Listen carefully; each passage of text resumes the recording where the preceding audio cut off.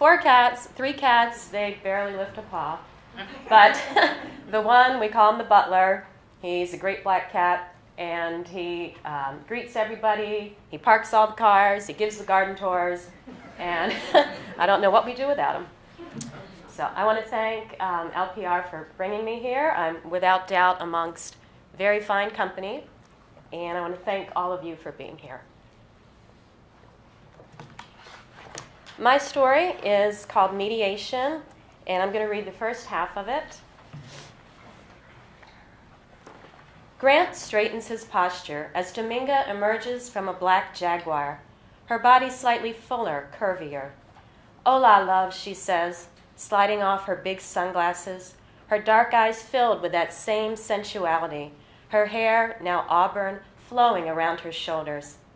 She's close to his wife Evie's age, early 50s, wearing a sleeveless yellow dress, bare legs, sandals, her skin a soft golden brown, that musky scent. "You look great," Grant says, hoping the gray in his hair makes him look more dignified, but at the moment he feels like an awkward schoolboy. "So do you." She smiles at him in that enticing way, then waves her arm at the 3-store brick colonial. "This is beautiful, su casa." "It's on the Chestertown Historic Registry," he says, pointing to the embossed plaque, circa 1786. "Evie and I bought it last year. I took early retirement." She nods. Word gets around. He glances at the kitchen window, the blind raised, then closed. He lowers his voice. "Dominga," he says, "we've made a new life here." She hands him her suitcase, smiles surreptitiously, then leads the way down the brick path. Grant met Dominga at the Mexican Foreign Embassy in D.C., where she was at her best, mingling with all the foreign dignitaries.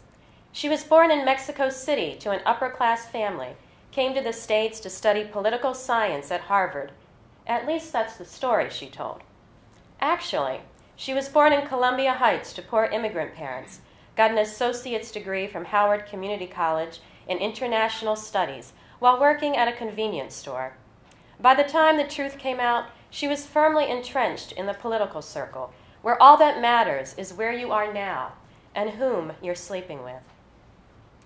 Evie brings out a tray of peach margaritas, looking lovely in a sparkly blue sleeveless shirt and fitted jeans. She's tall and graceful, her arms expressive as a dancer, her short blonde hair framing fine features.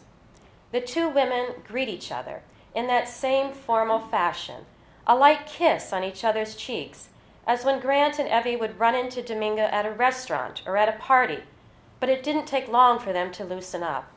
Evie seems exhilarated by Dominga's visit now, her cheeks slightly flushed, her blue eyes intense. Grant leans back in the pool recliner, takes a drink, trying to calm his nerves, says they didn't know anything about the maintenance of an in-ground pool when they bought the place, but it's well worth the effort in August. "I'd forgotten how humid it gets," Dominga says, lifting her hair from the back of her neck. "I'll have to take a dip later." She's sitting across from them, her legs stretched out and crossed. She moved to San Diego nearly 4 years ago, and she tells them about her work as a campaign strategist for the Obama campaign in California, her red nails flashing with the movement of her hands, her teeth incredibly white. She helped mobilize the Hispanic vote, says she came back to consult with a few of his advisors on immigration, that she leased a condo for several months. This last bit of information, it seems, directly aimed at Grant. He quickly changes the subject, asks Dominga about the latest immigration reform bill, nodding his head as if he were listening. Grant remembers the first time Evie met Dominga. They were all at a cocktail party, and Evie was bothered by the way Dominga touched Grant's collar. "It was a proprietary gesture," she said later that night to Grant, who argued that she was just being overcritical, that if she got to know Dominga better, she would like her. A basic mediation tactic. The more two parties get to know each other, the less they feel threatened by each other.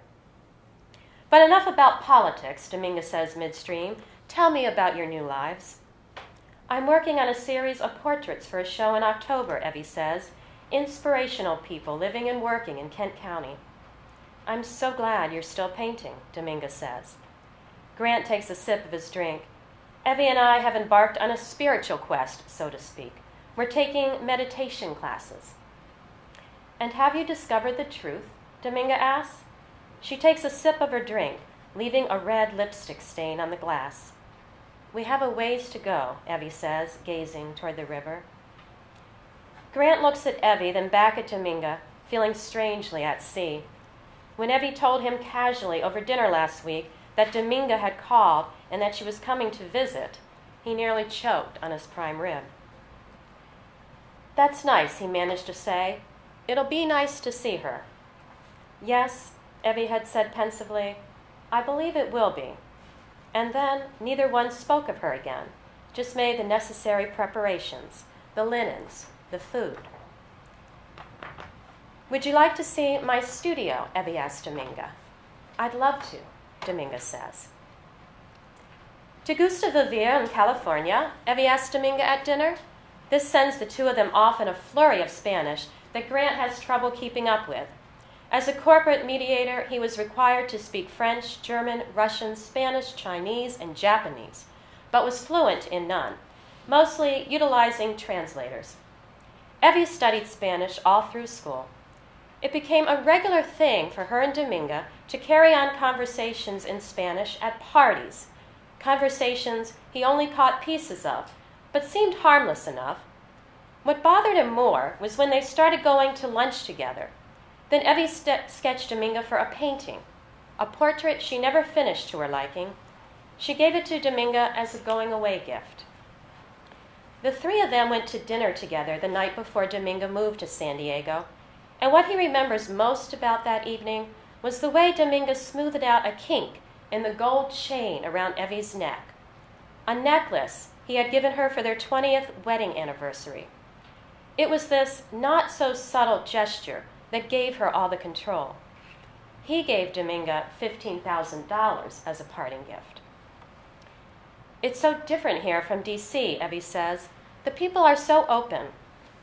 They definitely wear their lives on their overalls, Grant says, attempting a joke. I admire their candor, Evie says. Grant takes another bite of his chicken enchilada.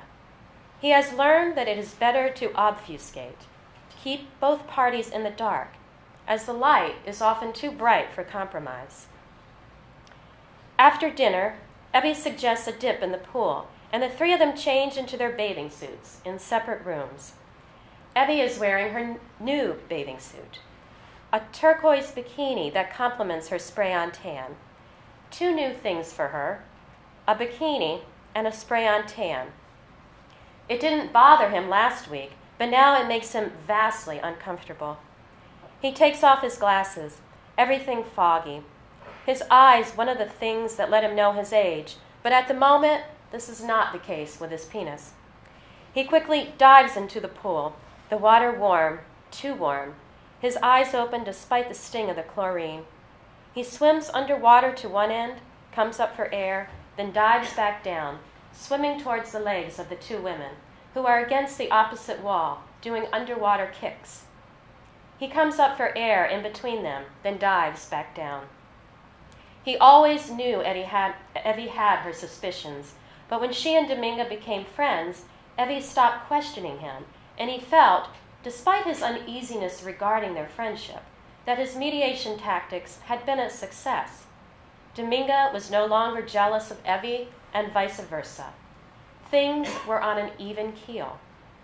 But then Evie started obsessing over that damn painting, and it was as if she were poking little needles into him every time she talked about the slight depression in Dominga's lower lip, the soft curve of her hips. He couldn't take it anymore. It's why he secured the government position for Dominga in San Diego, ending their 3-year affair.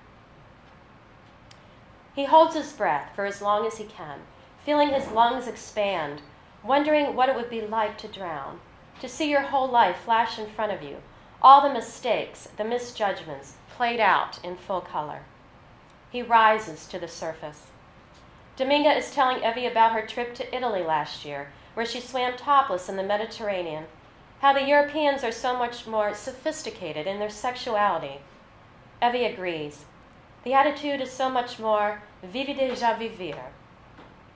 Dominga pushes off from the wall, swimming on her back, her ample breasts barely contained, her skin a soft golden brown in the moonlight, legs opening and closing. It wasn't that he fell out of love with Evie. Dominga was just too hard to resist. "Why did you have to sketch her again?" Grant asked Evie, flossing his teeth vigorously in the bathroom of the master bedroom. Dominga is ensconced in the Magnolia Suite, far down the hall. After their swim, Evie sketched Dominga while she posed seductively on the recliner. Evie is brushing her hair beside him. She looks at him through the mirror. "Why did you have to sketch her again, for Christ's sake?" he repeats, trying to calm himself down, knowing his anger is misdirected. He's angry at himself for letting Dominga get to him, and angry at Dominga for disrupting their lives again. Evie lays her brush down. "Maybe I just want to get it right," she says quietly. "But," he stumbles, "I'm just wondering." Maybe I was wondering too. She walks out of the bathroom, her blue silk nightgown trailing behind her. Grant looks in the mirror, eyes bloodshot from the pool and alcohol, his head spinning, the light too bright, nearly blinding him. He walks into the bedroom. Evie's sitting up in bed, the covers over her, an ocean between them. Maybe if they'd had children, if she wasn't an artist, but he's tired of making excuses. The basic rules of mediation run through his mind. We agree to take turns speaking and not interrupt each other. We agree to call each other by our first names.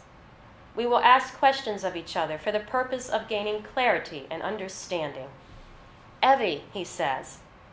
"I'm tired," she says, turning off the light.